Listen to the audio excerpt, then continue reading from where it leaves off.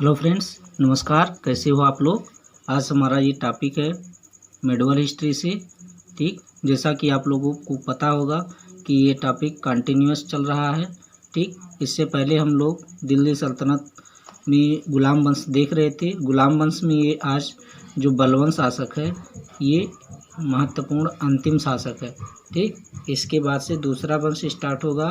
और दिल्ली सल्तनत में हमने आप लोगों को बताया था कि इसमें 5 वंश आते हैं। कितने वंश? 5। उसमें से जो पहला वंश था वो यही था, क्या नाम है? गुलाम वंश। ठीक, तो गुलाम वंश में ये बलवन है लास्ट शासक। ठीक, इसके बाद में हम नेक्स्ट वंश देखेंगे खिलजी वंश। तो आइए हम लोग देखते हैं ठीक बलवन को।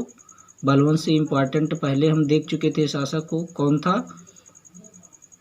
नासिरुद्दीन महमूद। ठीक, और ये जो बलवन है इसका शासनकाल जो था वो 1265 से था, क्योंकि जो नासिरुद्दीन महमूद था उसका कार्यकाल 1265 ईस्वी में ख़त्म हुआ था। और ये 1265 से जाएगा 1287 ईस्वी तक। ठीक, कहाँ तक जाएगा? 1287 ईस्वी तक। क्लियर। बलवन का पूरा नाम पहले हम लोग देख ले रहे हैं कि जो बलवन का पूरा नाम है वो क्या था? गयासुद्दीन बलवन। क्या नाम था? गयासुद्दीन बलवन। ठीक, गयासुद्दीन बलवन इसका पूरा नाम था, गयासुद्दीन बलवन। और इसी नाम से इसने दिल्ली के सिंहासन पर बैठा, विराजमान हुआ। और ये भी क्या था? क्या नाम है? इल्तुतमिश की तरह ये भी क्या था? एक इलवरी तुर्क था। कैसा तुर्क था? इलवरी। ठीक, इलवरी तुर्क था। क्लियर। बलवन जो था ये इलवरी तुर्क का था। और ये बलवन भी एक गुलाम था। ठीक, इल्तुतमिश का गुलाम था। जैसे इल्तुतमिश किसका गुलाम था? कुतुबुद्दीन ऐबक का गुलाम था। तो इसके बारे में हम थोड़ा सा बलवन के बारे में जान लेते हैं कि किस प्रकार से इसने ये सिंहासन को प्राप्त किया था। ठीक, जैसा कि बलवन का नाम हम लोग जानते ही हैं, गयासुद्दीन बलवन था। और इसका जो वास्तविक नाम देखा जाए तो क्या था? बहाउद्दीन था। क्या था? बहाउद्दीन था। और इल्तुतमिश की तरह ही बलवन भी क्या था? एक इलवरी तुर्क था। इल्तुतमिश भी इलवरी तुर्क था।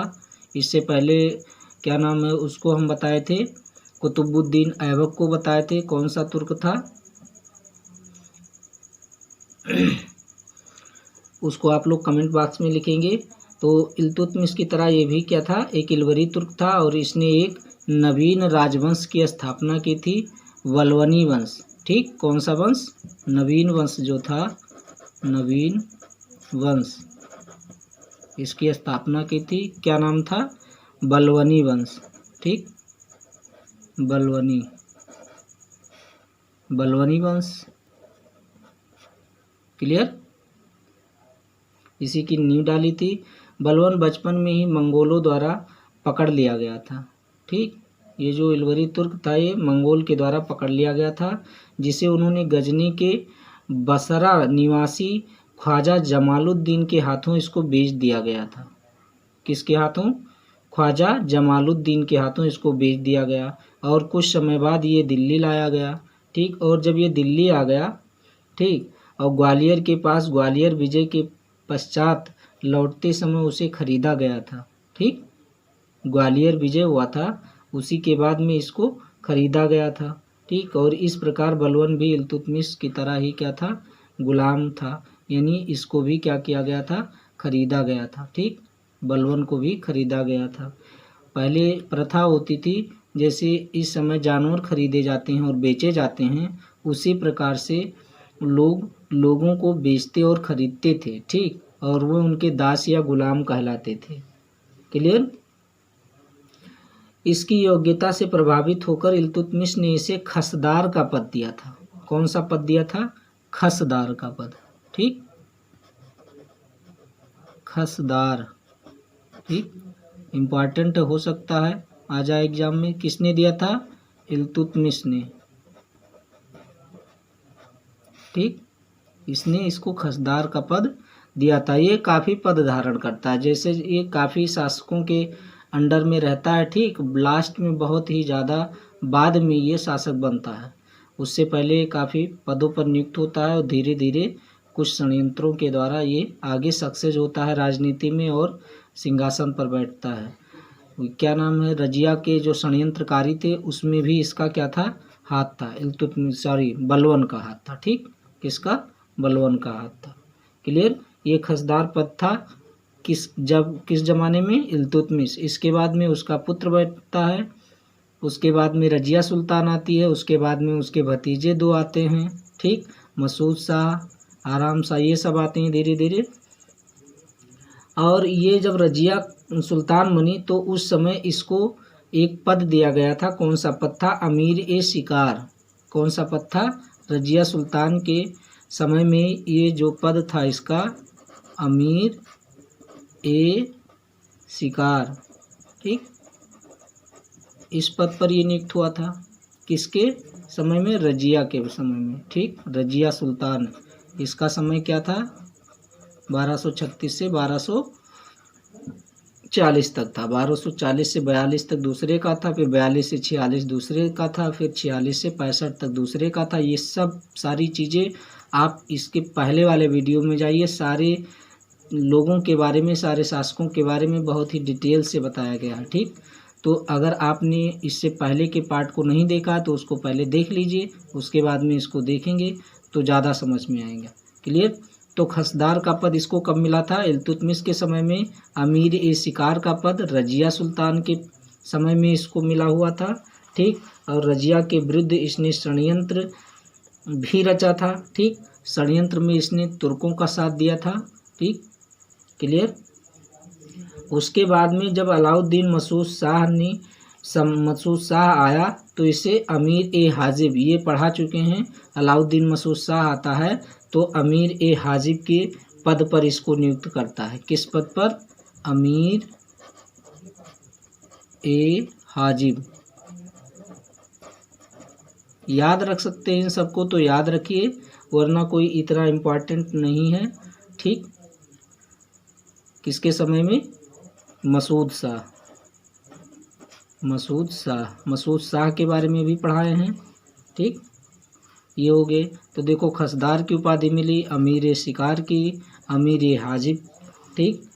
और उसके बाद में ये होता क्या है, जो ये बलवन होता है, इसके बाद में एक शासक आता है नासिरुद्दीन महमूद। 1265 से कब तक रहता है, 1265 कह रहे हैं, 1265 तक रहता है। 1246 से 1265 तक रहता है। और उसी शासक से यानी नासिरुद्दीन महमूद से ये बलवन क्या करता है, अपनी बेटी की शादी कर देता है, ठीक। क्या कर देता है, शादी कर देता है। और उसके बाद में क्या होता है, नासिरुद्दीन महमूद इसे एक उपाधि देता है उलुग खां की। किसकी, उलुग खां। ये सब सारी चीज़ें पढ़ा चुके हैं। उलुग खां की उपाधि, ठीक। ये किसे मिलता है, ये बलवन को मिलता है, ठीक। कौन देता है, नासिरुद्दीन महमूद। लिख दे रहे हैं, नासिरुद्दीन महमूद। ये उलुग खां की उपाधि नासिरुद्दीन महमूद द्वारा बलवन को मिलता है। क्लियर।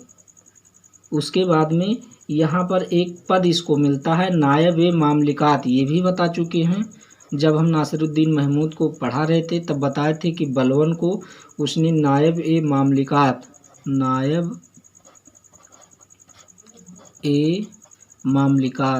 मामलिकात और धीरे धीरे ये क्या कर लिया था, सत्ता अपने पक्ष में कर लिया था, मामलात के पद पर नियुक्त किया था। तो नासिरुद्दीन ने दिया था इसको,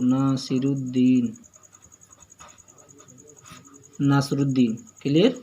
नासिरुद्दीन ने इसको किस पद पर नियुक्त किया था, नायब मामलिकात। तो देख रहे हैं खसदार, अमीर ए शिकार, अमीर ए हाजिब, उलुग खां की उपाधि, नायब मामलिकात, ये तमाम सारी पदों पर ये नियुक्त हुआ था। और उसके बाद में जब 1265 में क्या नाम है, नासिरुद्दीन महमूद की क्या हो जाती है, मृत्यु हो जाती है। उसके बाद में ये सत्ता में आ जाता है, दिल्ली की गद्दी पर क्या करता है, 1265 ईस्वी में आसीन हो जाता है। क्लियर। जो बलवन था, अब इस बलवन के बारे में थोड़ा जानते हैं। और जब ये सिंहासन पर बैठता है तो बलवन ने कानून को लागू करने में बहुत ही कठोरता बरती थी। ठीक, इसने राजा के पद को एक प्रतिष्ठित पद बनाया। क्या बनाया? राजा के पद को बहुत ही प्रतिष्ठित पद बनाया।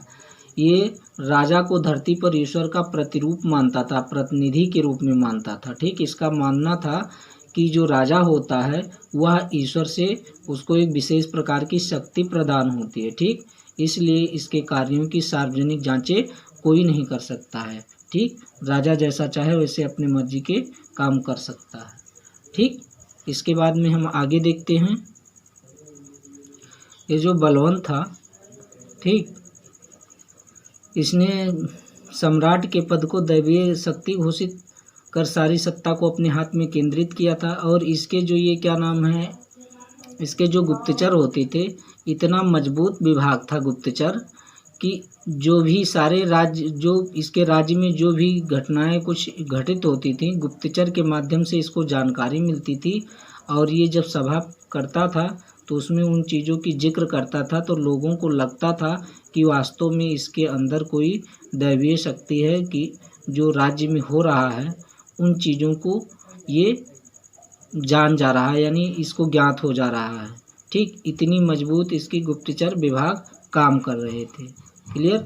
और इससे पहले इसने क्या किया था कि जो क्या नाम है, ये इल्तुतमिश जो था, इसने 40 सरदारों का एक संगठन नियुक्त किया था, 40 सरदार गुलाम वाले। ठीक, जिसको तुर्कान चहलगानी कहा जाता था। तो तुर्कान चहलगानी को क्या कर दिया था, इसने रद्द कर दिया था।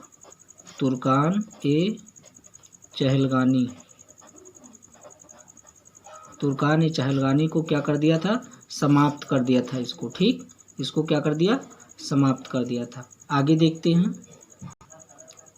अब हम देखते हैं इसने कुछ प्रथाएं चालू की थी। ठीक, तो इसने सिजदा, एक प्रथा था सिजदा। ठीक, क्या था, सिजदा। इसने सिजदा को लागू किया था। सिजदा का मतलब होता है सर झुकाना। ठीक, यह सर झुकाकर बैठना। सम्राट के आगे क्या करना होता था, सर झुकाना पड़ता था। यहाँ लिख दे हम, सर झुकाकर बैठना। ठीक, सर झुकाकर बैठना। ठीक, और एक पावोस जो प्रथा थी, पायवोस या पावोस, ठीक, उसको लागू किया था।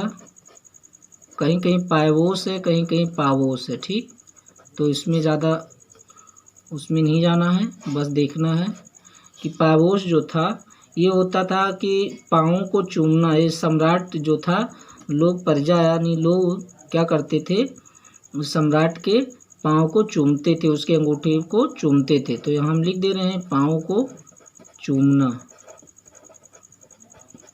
ठीक, पाँव को चूमना। ये दोनों प्रथाएं कौन चालू किया था, बलवन ने। ठीक, सर झुकाकर बैठना और पायवोस, ये सा है। ठीक, पाँव को चूमना। और ये जब भी दरबार में बैठता था तो बहुत ही गंभीर मुद्रा में बैठता था, ये हंसी मजाक कभी नहीं करता था। और जो इसने वस्त्र निर्धारित कर दिए थे सभा के लिए, ठीक, उसी वस्त्र में ही लोग आते थे और बैठते थे, और खुद उसी मतलब क्या नाम है, उसी वेश में रहता था, राजा के वेश में। हंसी मजाक इसको बिल्कुल भी पसंद नहीं था। ठीक, बहुत ही सीरियस शासक था।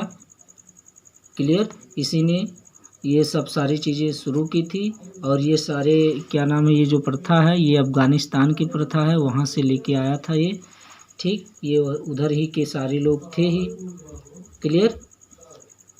और तुर्कान चहलगानी का अंत कर दिया। इसके बाद में और क्या होता है, इसने बलवन जो होता है, ये उस समय बलवन के समय में मंगोल जो आक्रमण कर रहे थे उनको रोकने में भी काफ़ी हद तक इसने सफलता पाई। ठीक, उत्तर पश्चिम जो सीमा था भारत का, वो सुदृढ़ दुर्गों का निर्माण कराया। जो पुराने किले थे उनका मरम्मत करवाया। ठीक, रसद वगैरह की व्यवस्था वहाँ कराई। हष्ट पुष्ट सैनिक वहाँ पे किलों की रखवाली के लिए नियुक्त किए। उसके बाद में ये जो है एक त्यौहार है नवरोज,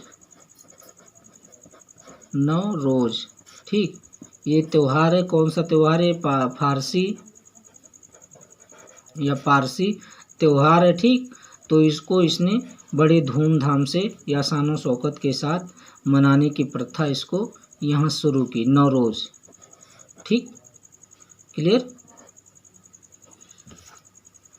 अपने साम्राज्य की ये सभी गतिविधियों की जानकारी प्राप्त करने के लिए हमने बताया कि जैसे शक्तिशाली गुप्तचर विभाग का निर्माण किया था। उस विभाग का नाम था वरीद-ए-मुमालिक।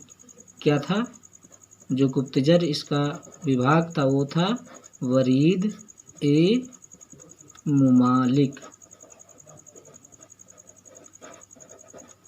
इधर हम लिख दे रहे हैं गुप्तचर विभाग।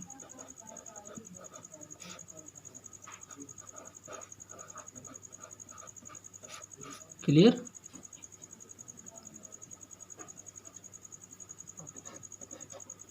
और ये जो बलवन था इसके दो पुत्र थे, एक था मोहम्मद खां, एक था बुगरा खां। इसके दो व्यक्ति थे। और मोहम्मद खां जो था ये दुर्ग बनवाने के समय सन 1286 ईस्वी में मंगोल आक्रमण से जूझते हुए ये इसकी मृत्यु हो गई थी, ठीक। कब? 1286 में ही इसके एक पुत्र की मृत्यु हो गई थी। और इसके अधीन उस समय जो क्षेत्र था वो मुल्तान और सिंध, लाहौर, ये सारे राज्य थे। इसी के आश्रय में अमीर खुसरो, अमीर हसन, ये लोग थे, ठीक। विद्वान थे जो कि बाद में बलवन के पास चले गए, ठीक। ये अमीर खुसरो और अमीर हसन किसके? मोहम्मद खां के आश्रय में थे। और जब उसकी मृत्यु हो गई 1286 में, तो ये लोग वहाँ से कहाँ आ गए? बलवन के आश्रय में आ गए, ठीक। और होता क्या है कि 86 में इसका पुत्र मर जाता है, 1286 में। और पुत्र शोक में ही, यानी मोहम्मद खां के शोक में, ये 1287 में इसकी भी मृत्यु हो जाती है। क्या हो जाती है? मृत्यु। कब? 1287 ईस्वी में। क्लियर। अब इसकी कहानी हो जाती है ख़त्म। आगे एक छोटा मोटा शासक आता है जिसका नाम रहता है शमुद्दीन कैमुर्स। क्या था? शमुद्दीन कैमुर्स। शमुद्दीन कैमुर्स। क्लियर। इसके बाद में अब उत्तराधिकार के लिए इन सब में आपस में युद्ध होगा। और लास्ट में जो अगला शासक बनेगा वो जलालुद्दीन बनेगा, ठीक। 1290 ईस्वी में। उसके बाद में 94 में उसकी हत्या हो जाएगी, ठीक। उसके बाद में फिर अगला शासक होगा, उसका भतीजा ही होगा, ठीक। और जिसका नाम रहेगा अलाउद्दीन खिलजी। क्लियर। और खिलजी वंश की शुरुआत होगी। क्लियर। अलाउद्दीन खिलजी 1296 में अपनी ही चाचा जमालुद्दीन की क्या कर देता है? हत्या कर देता है। और 1296 में जैसे ही उसकी मृत्यु होती है जमालुद्दीन की, उसके बाद जलालुद्दीन की, उसके बाद में ये खुद क्या करता है? शासक बन जाता है अलाउद्दीन। तो अब अगला वंश स्टार्ट होगा। अगले वंश के लिए हम अगले वीडियो में मिलेंगे। और आज हमारा ये गुलाम वंश ख़त्म हो गया है। इसमें हम थोड़ा सा इम्पॉर्टेंट जो गुलाम वंश में शासक थे उसको एक बार हम रिवीजन कर ले रहे हैं, ठीक। यहाँ पे आप लोग को बता रहे हैं। जैसे दिल्ली सल्तनत जो था, दिल्ली सल्तनत, एक बार रिपीट कर लेंगे, सल्तनत, ठीक। ये कब से कब तक चला? 1206 से स्टार्ट हुआ था, ठीक। और कब तक चला था? 1290 तक। ये 87 तक चला, ठीक। 2-3 साल इधर उधर और हुआ, उसके बाद में ये समाप्त हो गया, ठीक। और इसमें आए 5 शासक, 5 वंश आए। कौन कौन से? पहला आया था गुलाम वंश, ठीक। कौन सा वंश आया? गुलाम वंश। अब गुलाम वंश 1206 से चलेगा। ये दिल्ली सल्तनत जो है 1206 से स्टार्ट होके ये 1526 तक जाएगा, ठीक। 1526 यहाँ हम लिख दे रहे हैं, 1526 तक जाएगा, ठीक। और ये 1206 से गुलाम वंश स्टार्ट होगा, 1290 तक जाएगा। क्लियर। और ये 1206 से लेकर के 1290 तक हम आज पढ़ चुके हैं। ठीक, जिसमें आता है पहले कुतुबुद्दीन ऐबक मोहम्मद गौरी की मृत्यु 1206 में हो जाती है। फिर आता है कुतुबुद्दीन ऐबक आता है। ठीक, उसके बाद में इम्पॉर्टेंट की चर्चा कर रहे हैं। इसके बाद में इसका पुत्र आता है, तो किसी काम का नहीं रहता, उसको हटा दिया जाता है आराम शाह को। इसके कुतुबुद्दीन ऐबक के बाद में इल्तुतमिश आता है, इल्तुतमिश। ठीक, ये 1206 से 1210 तक रहता है, 1210 तक। फिर ये 1210 से कहाँ तक जाएगा, 1236 तक जाता है। ठीक, इसके बाद में रजिया सुल्तान आएगी। इम्पॉर्टेंट हम देखेंगे। रजिया सुल्तान ये 1236 से कहाँ तक जाएगी, 1240 तक जाएगी। ठीक, उसके बाद में ये नासिरुद्दीन आएगा। नासिरुद्दीन ये 1246 में गद्दी पर बैठेगा और 1265 तक जाएगा। इसके बाद में आएगा ये बलवन आएगा, गयासुद्दीन बलवन। कहीं कहीं गयासुद्दीन है, कहीं गयासुद्दीन बलवन। ठीक, ये 1265 से 1287 ईस्वी तक रहेगा। ठीक, और यहीं पे गुलाम वंश में इतने शासक इम्पॉर्टेंट थे, इन सब के बारे में हमने डिटेल से चर्चा की है।